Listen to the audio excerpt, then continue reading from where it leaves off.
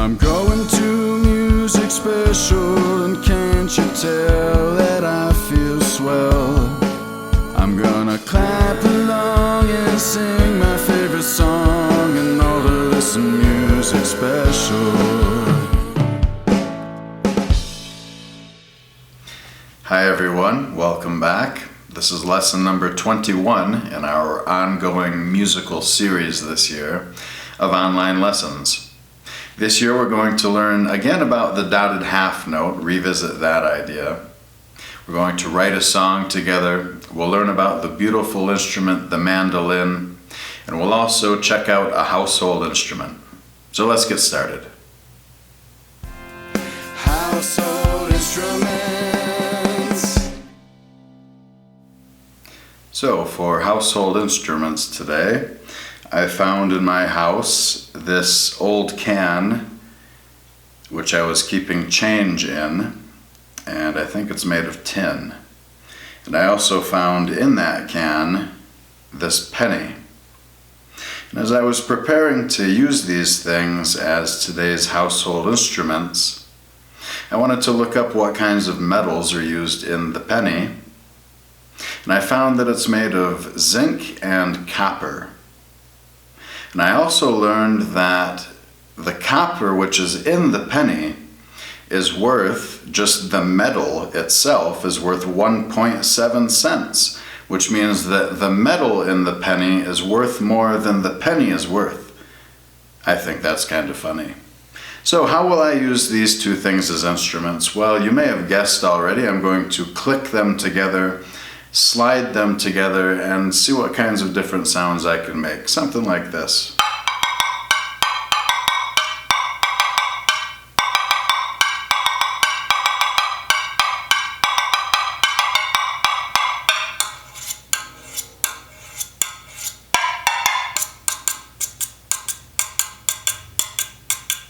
Well, let me see if I can add that to some guitar solos by Frank Zappa.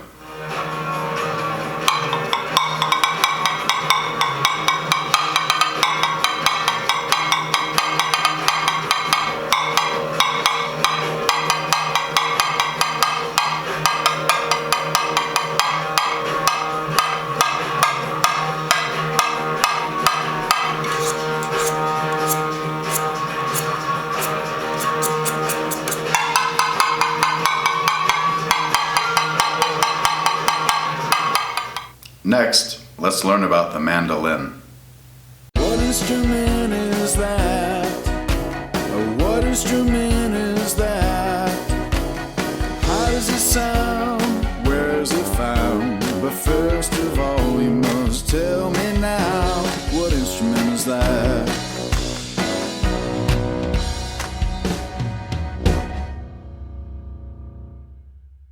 All right, the mandolin.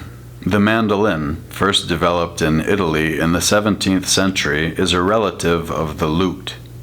The mandolin has a fretted neck and between 8 to 12 strings that are played by plucking or strumming.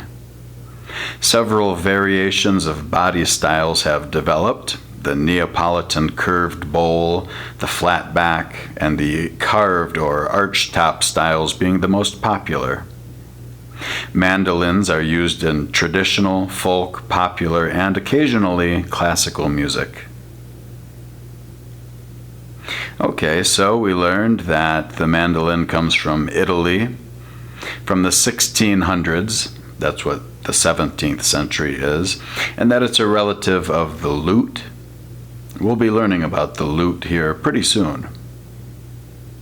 We learned that it has frets like a guitar, that it has between 8 and 12 strings that you pluck or strum like a guitar.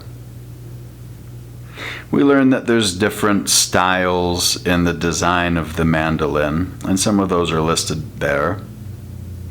And we also learned where the mandolin is commonly heard, which is in traditional, folk, popular, and occasionally, that is sometimes, in classical music. Okay, let's watch a great performance on the mandolin.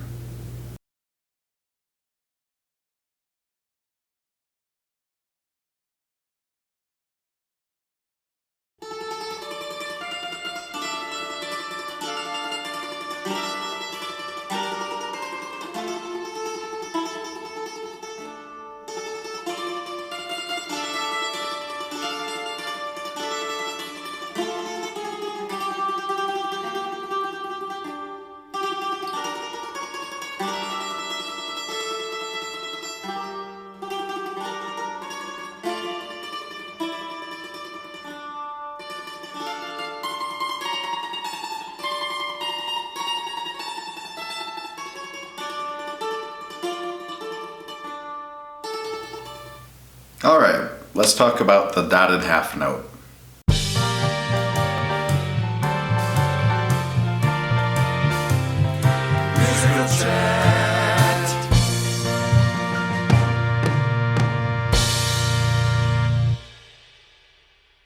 The dotted half note.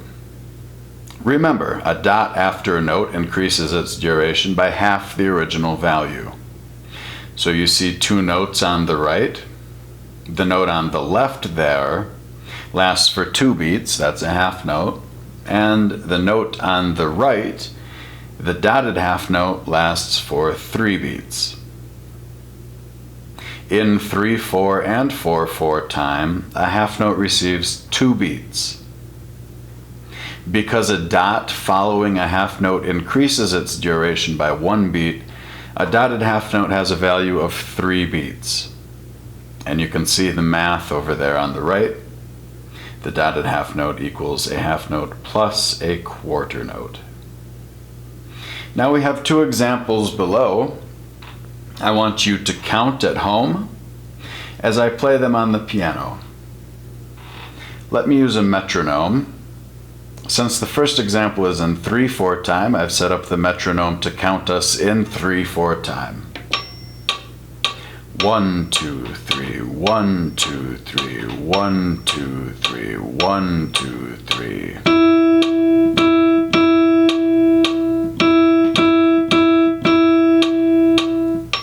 Okay, good. That was the first example. Now let's look at the example below. This one's in 4/4 time. Again, I want you to count at home and follow along with the music as well. Let me set up the metronome so that it's in 4/4 time now instead of 3/4 time. 1, 2, 3, 4. 1, 2, 3, 4.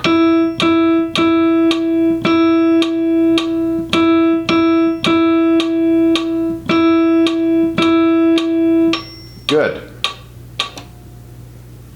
Okay, that was a review of the dotted half note. Thank you for participating. Okay, let's write a song together. All right, everybody, I've written a short song up on the board here today. Let's just take a quick look at it before we play it. I do want to point out one mistake I was making in the past, and that is that I was putting the dots on the wrong side of the note. So you can see that the dot belongs on the right side after the note that it goes with. And before I was putting them on the left-hand side.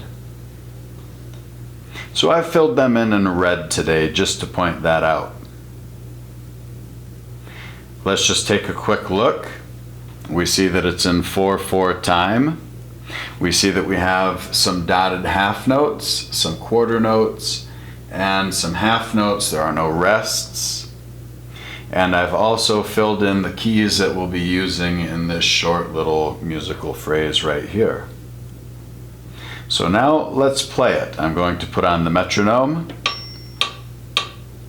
1, 2, 3, 4, 1, 2, ready, go.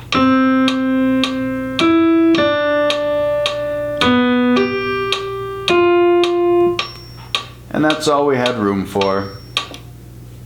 I think the next note, if I were going to continue playing it, would probably be an E right here. Actually, maybe it would be a whole note. A whole note as an E. Let's listen quickly to that. And the reason I want to play it is because I just feel like I want to finish the musical idea. If I stop here on this F, it feels like I haven't completed the thought. It's like stopping in the middle of a sentence. You see how weird that was? All right, so let's play the whole thing with an E and an extra measure at the end. Here's our metronome. 1, 2, 3, 4, 1, 2, ready, go.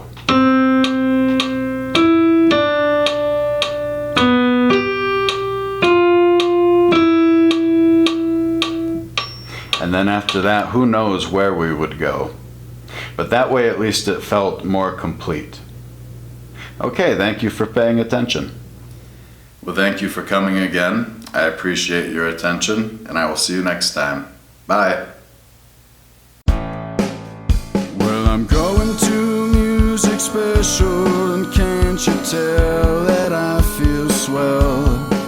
I'm gonna clap along and sing my favorite song, and all to listen music special.